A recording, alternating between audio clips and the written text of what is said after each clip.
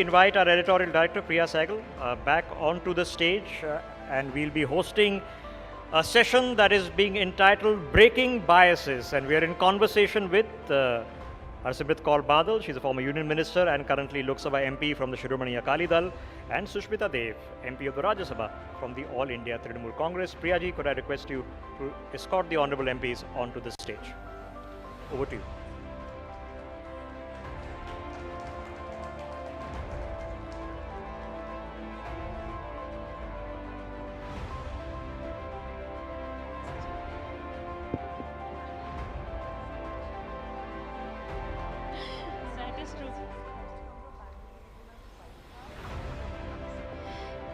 Thank you, Rishabh, and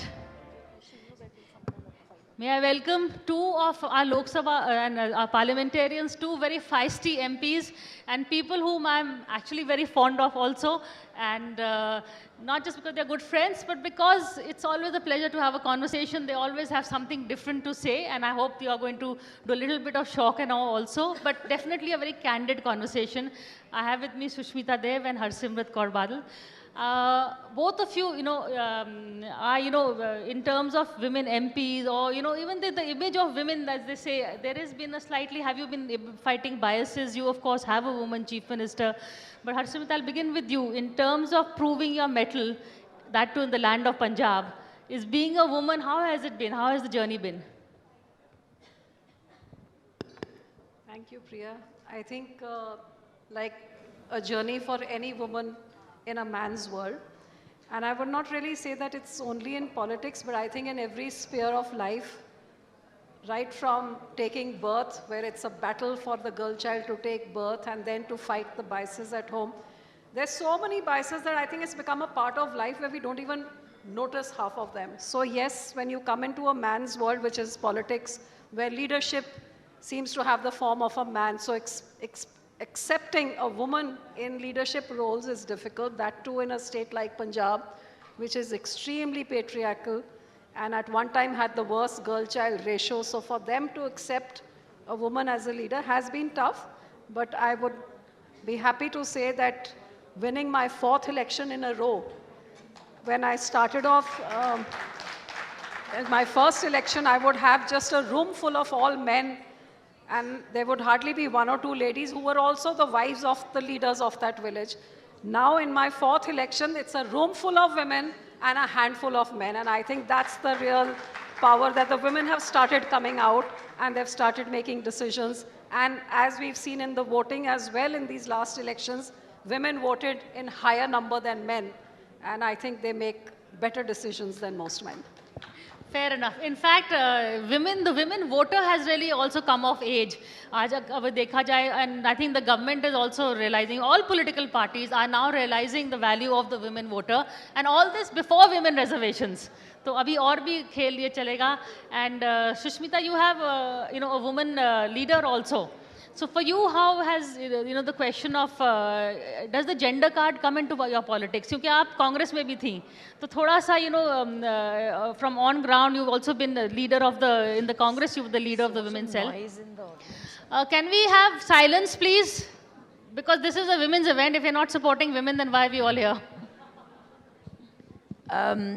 Thanks, Priya. It's always a pleasure to share the stage with you. And I'm deeply honored to have Harsimrat ji. We were in the 16th Lok Sabha together. Well, yes, I am positioned a little uniquely because I served the Congress party for almost 30 years. And we were led by the longest serving Congress president, who was a woman, Sonia Gandhi ji.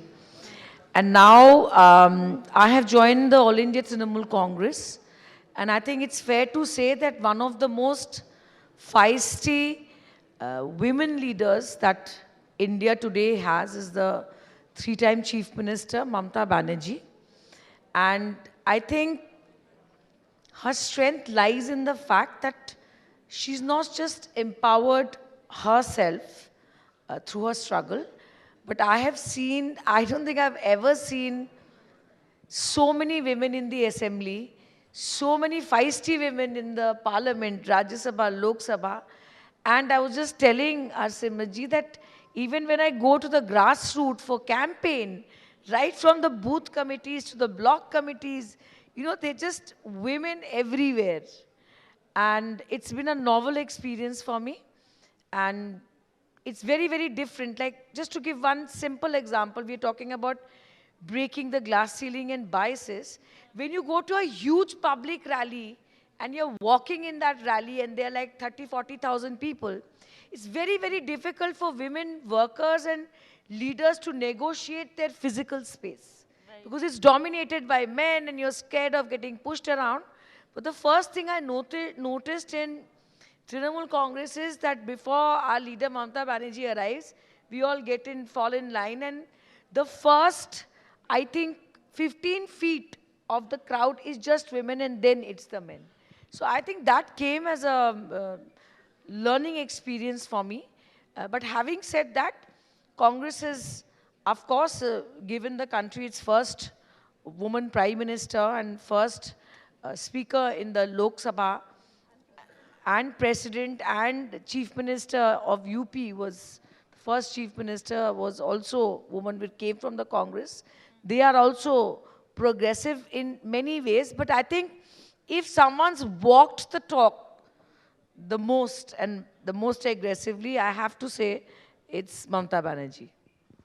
Fair enough. In fact, with Mamata Banerjee, you know, the word feisty really comes to mind in that sense also. But we have two very feisty ladies here also.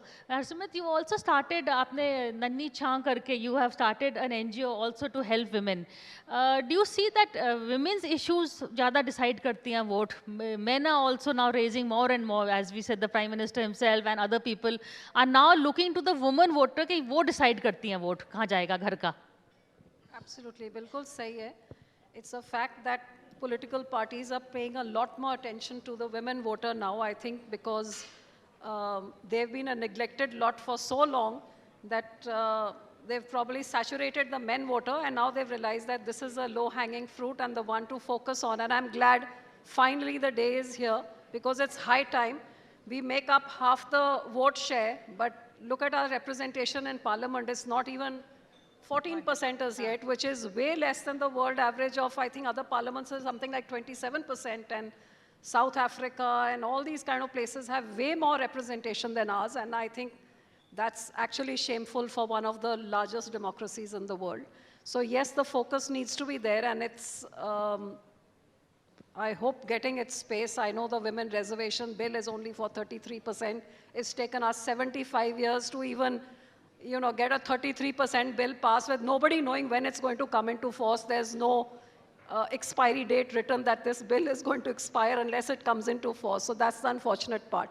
But yes, I would say that while parties focus on it, I think people like Sushmita and myself and the few of us who fight dozens of men to get there. I'm sure you already know, Priya, that out of the 8,000 all candidates that were there for Lok Sabha, there was less than 10% women who had been given tickets because they're not seen as leadership roles. And people like us, we fight dozens of men to reach where we do reach. So I think the onus and the responsibility on us to make sure that we clear the path for others to follow and make it easier. It's always a challenge, but very rewarding when it does happen. When I happened to get this position and I went around in the villages, and I actually realized that women have all the qualities. Maybe they're even more competent and talented than their male counterparts. What's missing is the opportunity. And the opportunity starts with her being self-reliant, which is why I started Nanni Chhaan, which was a movement to empower women. And I opened up these stitching centers all across the villages of my constituency and gave them a 6-month course on stitching because they did not have transport to go out of their village. The parents would not let them go anywhere else. So I opened up a stitching center, and once they learned it, I gave them a stitching machine. And I'm happy to say that I have empowered in this journey of about 15 years, more than 13,000 girls who were not allowed out of the house, but now are standing on their feet and looking after and contributing towards their families' resources, and not looked at as a burden anymore. And some of them, when I ask them that, okay, what have you done with your salary? They'll tell me, I bought my first set of gold earrings. I put the first AC in my house. I bought myself a washing machine, and when I asked them, that has attitude in your family changed towards you, they always say, yes, people look at me in a different way and I get a different respect. And I think for me, that is the real win-win of having the platform that I have, which was always to further the women empowerment thought process in society. No, in fact, I think women empowerment is first begins when you make them self-reliant first, and then they will, feel that they have a voice which they can throw and make the rest of the house heard. Having a woman leader, Sushmita, do you feel that Mamta Banerjee is doing things, the woman's touch is coming into her politics also, because she's also very much into the rough and tough. I think she's, as you say now, man's world, she has gone into it, or has she taken the woman's world to the man's world? Any any politician who's in electoral politics doesn't have the privilege of treating a man's world differently than a woman's world. And any intelligent politician will know that where the population of India up to 48% is women, that they are a unique vote bank with very unique needs. So when you talk about the man's world and the woman's world, so although you give a lot of projects and a lot of schemes, which helps farmers or which helps MSMEs or helps, tribal people or scheduled caste people, what leaders realize, and I think Mamata Di has managed to do, is she's given very women-centric schemes. Like, if you are 18 and you decide to go on to higher education, if you decide to go on to do your undergrad, a bachelor's degree, then you get a stipend. So it's to incentivize. So when you think of the political world, you have to think of policies and incentives which propel women or facilitate the progress of women in the right direction. And since the last, I think, 3 Lok Sabha elections, it has been proved beyond doubt that the women voters think differently, they vote differently, they make their own choices differently. And I think the faster that all political parties realize that, the better it is. And in fact, they have actually started voting in higher percentage. So if in a state you have 50 women and 50 men, there are 45 women voting, and out of the 50 men, there are 35 men voting. So their turnout on the voting day is also very high. So another thing is, I have seen in Trinamool Congress that there are a lot of prominent male leaders who work with her hand in hand, whether it's in a ministry or MLAs or MPs, and they are all very conditioned. They're all very conditioned to what the vision of their leader is. So I think it's an excellent merger of men and women working together towards gender justice or towards equality and, social justice, also equally important. So it's a very nice blend, and it's a learning experience for me. But do you feel, the topic is breaking biases. There are some that are said in the open and some that are unsaid, but the look or the gesture, or some people on social media, they say more than, being a woman makes you more vulnerable, do you think? I think when you talk about breaking bias, all these things about being vulnerable and being at the receiving end, social media, of course, has made it crazy. I mean, if I speak personally, I think it doesn't bother me as much as it bothers my kids when they see stuff made up and with artificial intelligence, all kinds of things they put up, and it's the kids who feel bad when they see that. But I think let's look at the positive side of it. We were just talking about biases, breaking biases, and I was just thinking to myself that in the recent past, what I have seen is in the farmer agitation, where I saw the women folk getting onto the tractors and looking after the fields when the husbands were sitting here on the borders of Delhi. For me, that was a great break of the bias, and I think please give those women a hand. you know, the old dadis and the young women who came out and looked after those fields. When was it ever done? They were always only limited to the housework. They did the housework, they looked after the kids, and they looked after the fields. So for me, that was a great positive. And I think one of the outcomes of that was when recently in the village next to our village, there's this, not a young farmer, but one of our farming middle-aged people who had 3 daughters. He didn't have a son. And after the farmer agitation, it's so wonderful to see that after the daughters passed out of school, he's handed over the tractor to her, and shoulder to shoulder, she plows the field with him. She goes, harvests the crop, she does the earning, she's keeping the bookkeeping, the bank work, everything. And he's handed over his farming now to his kids and their daughters, so which is something which was never heard of in my generation, or even till about 5 years back it wasn't. But more and more women are coming into it. And like another thing which I forgot to mention was this Nanni Cha movement of mine. One of the things I focused on, there's, you know, you've all heard of this festival called Lori, where you celebrate the birth of a son. And with Nanni Cha, I said that, you know, in our religion, in the Sikh religion especially, where Guru Nanak Dev Ji said, "So kyu manda ke jit jame rajan," how can you call her bad who gives birth to kings and, you know, these people? She's not bad, she's equal. And he's the first person who really preached about equality. So when I went and told people that you celebrate Lori of your son, but are you following your religion? You go to the Gurdwara and take a matha, but if the girl is born, there's a great dismay at home. And I'm happy to say that celebrating the Lori of a girl child has become such a norm in Punjab that it's often with band, baja that they bring the girl child home. I call these breaking biases, you know, not the way that, okay, how someone treating me or how am I getting treated at workplace, that's fine. But if our society starts taking these baby steps, for me, that's actually breaking the bias. Very well said, very well put. But Sushmita, your experience on social media and also even from amongst male MPs, you know, I've seen comments like, I think there was, when the camera was focusing on, I think Supriya was there, Supriya Sule and others, ke, ye to sari shopping kar rahe, ke gossip kar rahe honge. You know, that kind of comments maybe in jest. Men gossip more, men take more selfies, they are more bothered about the pashmina shawls and their watches. But why do women get the bad name? They're always on the phone, that's true. See, no one can deny the fact that there are biases.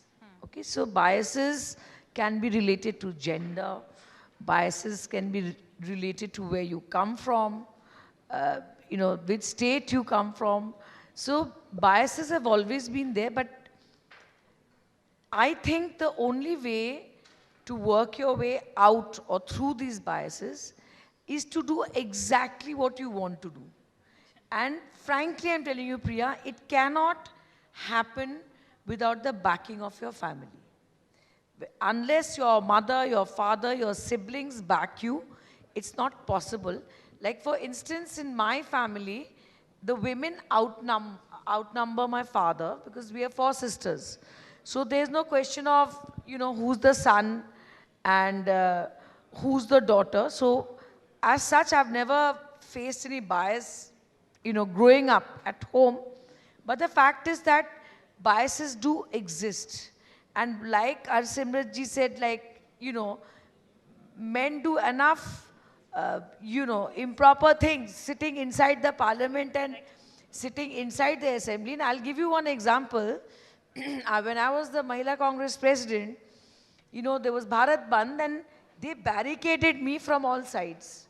So I could not get out. So I didn't know what to do because there was like a stampede. So I caught this guy and I said, sit down and let me climb on your shoulder and you help me jump the barricade. So when he carried me on his shoulder to help me jump, oh my God, that picture went viral. I remember that. And this is a non-partisan thing, but you can imagine which party trolled me the most. So I waited for 12 hours and then I posted pictures of the Olympic champions, you know, the wrestlers, the girls who climbed on the shoulder of their coaches after they won the medal. And then they backed off. So I did it as an instinct in that situation to escape the, you know, the backlash of the police, but it went in a very different direction. But I think women of India, there are two Indias, like we always say. I mean, I was listening to ma'am before we came on stage. There's so many, there are plethora of examples where we've broken the glass ceiling and fought against biases and come through. And yet, there are crores of women who are still struggling to come out, you know? Before I let you all go, Harsimrat, a little bit of your story. You know, you were a convent girl, Delhi girl, who got married in this very political family. And the next thing is that you are also in the thick of politics. How did that go for you? So, you know, Priya, I came from a very orthodox Sikh family where I wanted to become an IFS officer and, you know, work abroad. But my father didn't even let me study because he says, no, let her just have a vocational training and something in her hand that, God forbid, tomorrow her marriage doesn't work out. She should at least be able to stand on her feet and support her kids. So that was the extent of how orthodoxy was. And when I got married into this political family, I thought, my God, from the back of beyond, where a born and bred Delhiite girl going to village Badal, where has my father sent me?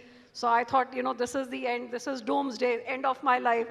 But I'd like to tell the audience here that my father was educated abroad, very well educated, lived in Delhi, and my father-in-law was from the village, started off as a sarpanch to become a chief minister 5 times, and he passed away 2 years ago at the age of 97, so literally like a century old. But I must give it to him. He never let me feel the difference between Sukhbir and myself, that I'm a woman and he's a man.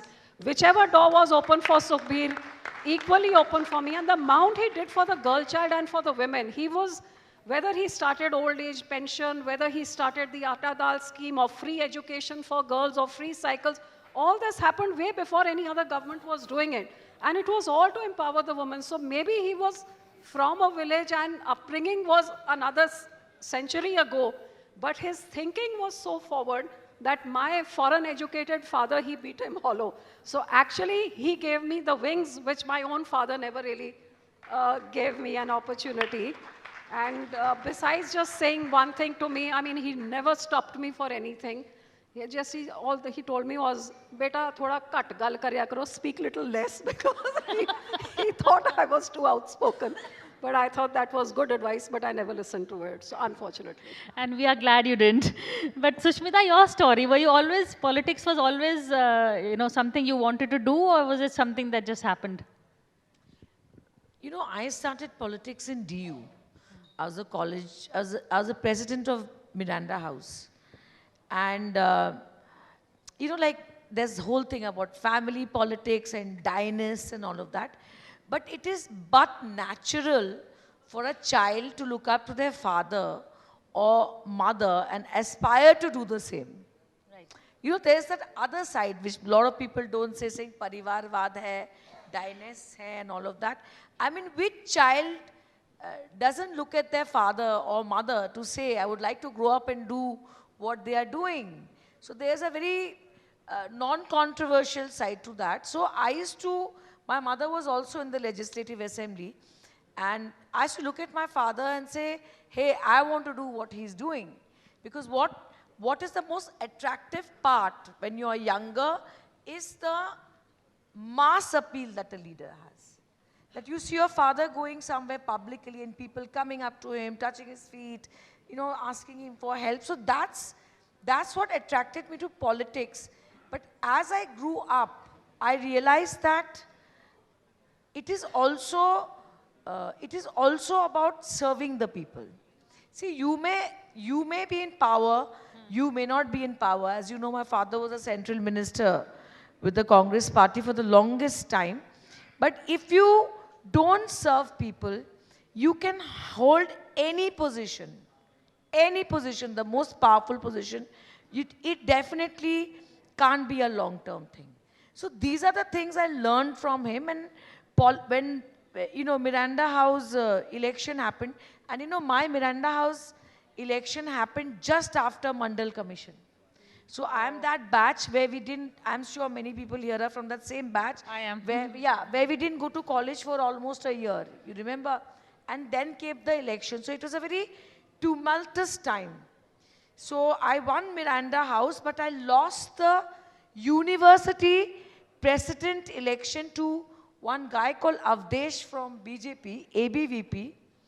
And my luck, 3 months after he won, I remember he was put into jail for some case. I don't know which case.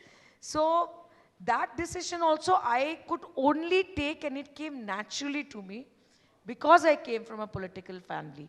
And I'll tell you one thing, all the women and the men who have taken a conscious decision to come into public life and politics, where their fathers and mothers or uncles or father-in-laws are not in politics, I salute them. It's a very big decision, and it's not easy for a non-dynast to come into politics. And let me put on record, and I admire each one of them across the party line when I meet them in parliament or in my state. So I envy them for that courage. No, but I want also to add something here, Priya, that, you know, destiny plays with two people from two different families. I came from a family where my great-grandfather, when Punjab was united right from Afghanistan down till Delhi border, there were three ministers, and my great-grandfather happened to be one of them. And then my grandfather was in the first, second, third Lok Sabha with Jawaharlal Nehru. And my father put a conscious stop to it because he said that, you know, politics leaves you no time for family, so that's it, we stop here. And my husband and my one criteria was, when we got married, was my father said that the boy should never enter politics, and my father-in-law said, no, even I don't want him to enter politics. No one knew I would enter. So I call myself, you know, by default or by destiny, and I was pushed into politics because then the sitting CM said that I'm going to drive this ex-CM out of his, let's see, I'll put my son here. Next thing I knew, they wanted our family to have, I was the only one left, so I was pushed into it. So here was someone who grew up in a political house wanting to be part of it, and here is someone who didn't know ABC of politics and didn't want to do it, but we both landed up exactly where God Almighty wanted us to, and it's all about serving the people at the end of the day. You know, Harsimrat ji, I've always wanted to ask you a question. I took Priya's permission. It's just that I've never had the opportunity. I remember when we were together in 16th Lok Sabha. It's very interesting, all of you must listen. You remember the time that you were speaking in Parliament, and Harsimrat ji is an excellent orator, very feisty in Parliament. No, she's the most talkative Badal. She's very good. She's a very good orator. And you remember the time when Rahul Gandhi ji walked across the well and went and hugged Narendra Modi ji. And at that point, Harsimrat ji was talking. She was on her feet talking. And I was sitting on the Congress's side. And I saw your face. And you had totally frozen because I got the impression you thought he was walking towards you. Is it true? Please tell us. I would like to know this. Never. I couldn't have even thought that. I don't think he'd have the guts to do it after what I do to him. Who was just telling me yesterday. I must have been too shocked why he's coming this side. Just yesterday, Priyanka was telling me that we were at Mawa's reception together, and she's telling someone else, she says, you know, this Harsimrat is too much. She once told Rahul Gandhi to one of the media guys, pata nahi kaun sa sasta nasha karke aata aur aise bolta hai. So I doubt if he'll come anywhere near me, because after what they did in Punjab, and you know, I was one of those who survived the 84 genocide which took place in Delhi. And so I come with a great bias against the Congress and the Gandhi family. So I don't think Rahul Gandhi will attempt to come anywhere close to me, because I have too many access to grind. I happen to work in those camps. I was an 18-year-old college student when the 84 genocide took place. And not only did I know how we saved ourselves, but after it got over in those 3 days, I went and worked in the camps at Trilokpuri. So I saw firsthand, up close, how and what other women like me went through of my community. So he comes near me, he's in trouble. Now you know why I like these two so much. So a big round of applause to, I think, one of our most fascinating panels today. Thank you so much, and wish you all the best. Thank you. And keep talking, don't keep quiet. I think